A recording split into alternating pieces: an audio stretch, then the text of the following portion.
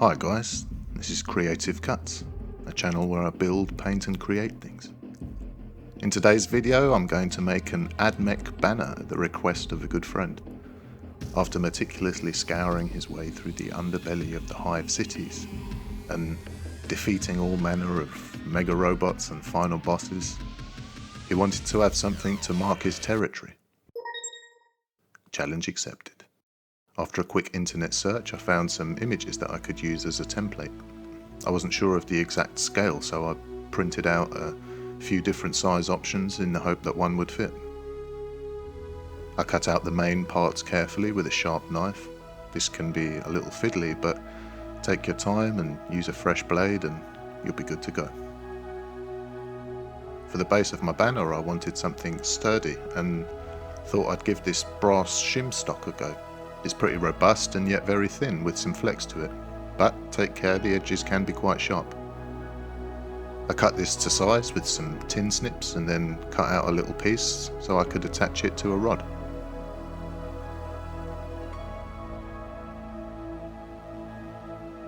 With a light dusting of spray glue I placed my stencil on the now primed piece of brass. I used a deep red as a primer because I thought it would work as a nice base colour from which to work from.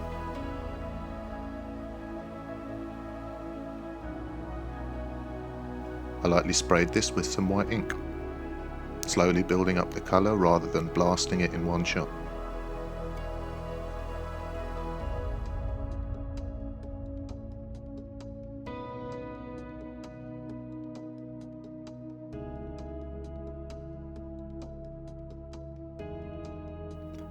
I was able to flip my stencils to give me a mirror image for the black.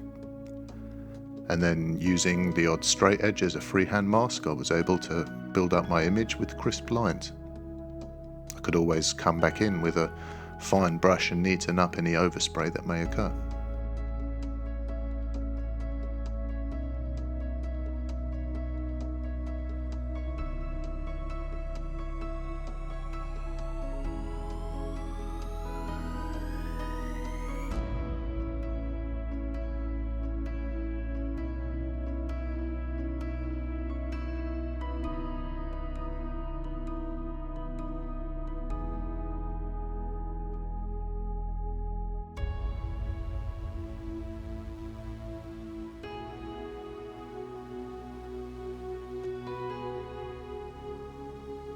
I grabbed a neutral grey and with a very fine brush started to sketch in some wires.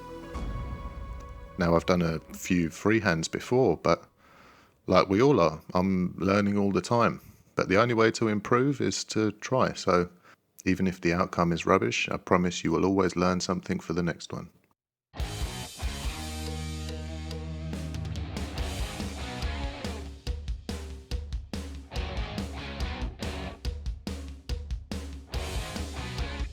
I wasn't really following any reference for this part, just making it up as I went along and trying to fill in the space.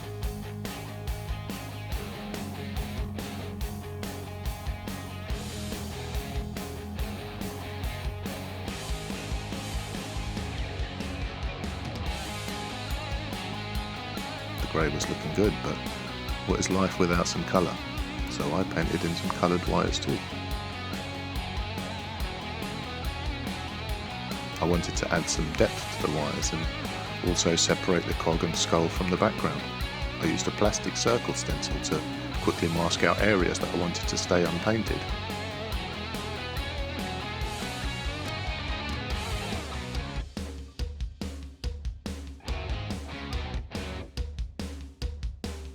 I'd also saved the original stencil for the skull, so I could quickly mask the skull as needed.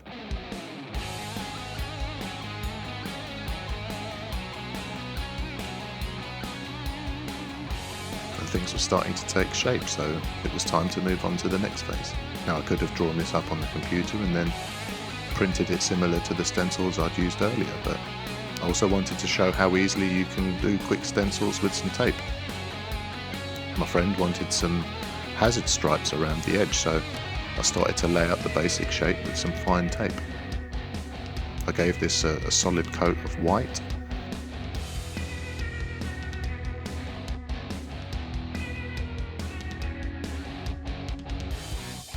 and then painted yellow over the top.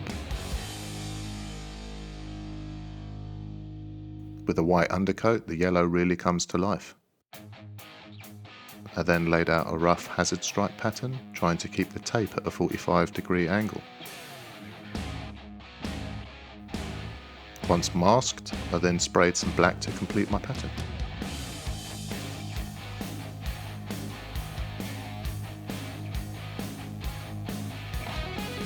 And then tied everything together with some thin brown wash to act as a kind of filter. I had some brass rod and thought this would be a nice way to support the banner.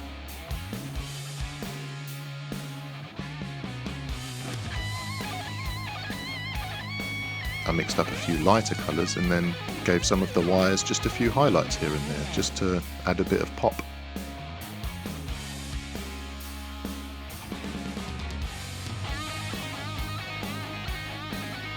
I used some more brass rod to support the banner and thought a mini base with some barrels and some more cogs would be a nice base for the whole thing. I had some cogs and mechanical bits I'd got from eBay a while ago and thought these would be perfect for this.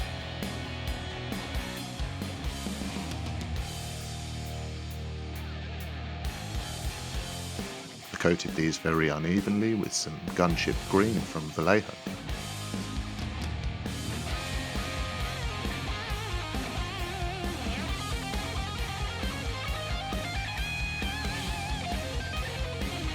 And I was pretty happy with everything, but it was still missing a bit of detail, so I grabbed some small brass chain and added a few more cogs here and there.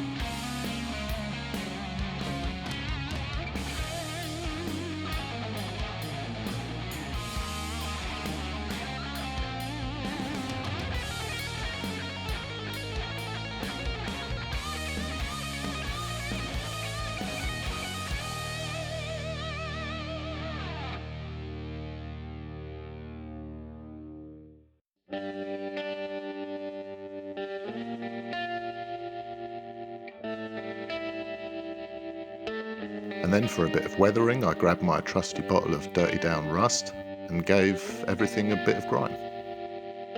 This has been a really fun project and allowed me to build and paint something that I normally never would have attempted. It's something which you cannot buy in any shop and completely unique to your army. And that's what I love about this hobby so much, that you can take an idea and make it your own. There really are no rules. The only limit is your imagination. If you have enjoyed this video, let YouTube know by smashing the like button. You can stay up to date with all the latest videos by subscribing and share it with a friend who might also find it interesting. I can't thank you all enough for the support and positivity in the comments, and love the ever-growing community we've built. See you in the next one, and enjoy.